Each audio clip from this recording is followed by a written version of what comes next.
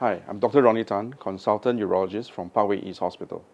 My subspecialty is in the field of andrology, men's health, and urological prosthetic surgery.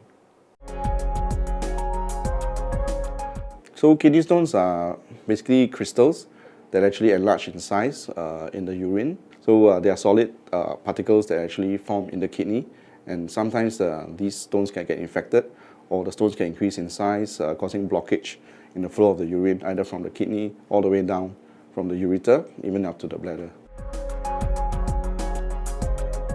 Most commonly is due to diet, where the patient takes excessive salt in the diet or high sodium diet. The other group of patients that are more prone to forming stones will be those patients who don't drink enough water, inadequate hydration. Of course, there are also patients with underlying medical issues like endocrine problems or some problems in terms of excretion of the calcium. These patients also are more prone to forming stones. The most common symptom from a kidney stone will be what I call colic, which is pain. Patient usually presents with back pain, so it's on and off, but it's one of the worst pains that is known to men. So when a patient comes to us, we will do an examination to check whether there's any signs of infection due to the stone and how sick the patient is. We do an ultrasound. The ultrasound will be able to give us an idea where the stone is and whether the stone is causing any problems. This will be combined with urine tests to look for infection. In cases where the patient is not doing so well, we might even need to do blood investigations.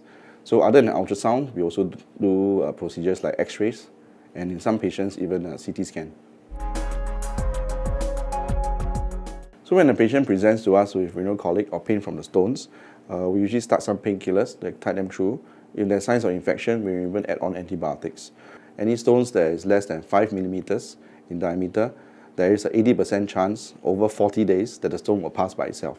For the treatment of stones, we have shockwave treatment versus surgery. So shockwave therapy is treatment where we actually localize the stone, either using fluoroscopy or x-rays.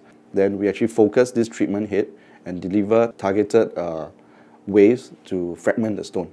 So these stones will be fragmented and the patient will still have to pass the stones out on their own. We used to have to do open surgery to remove stones, but with improvement in terms of medical technology, there are two ways. One way is what we call retrograde intrarenal surgery, where we actually insert a scope from the urethra into the bladder, up the ureter, which is the urine tube that connects the bladder to the kidney, all the way out to the kidney. Under direct visualization, we use a small laser fiber, break the stones into fragments, and then we actually pull out the stones for the patient.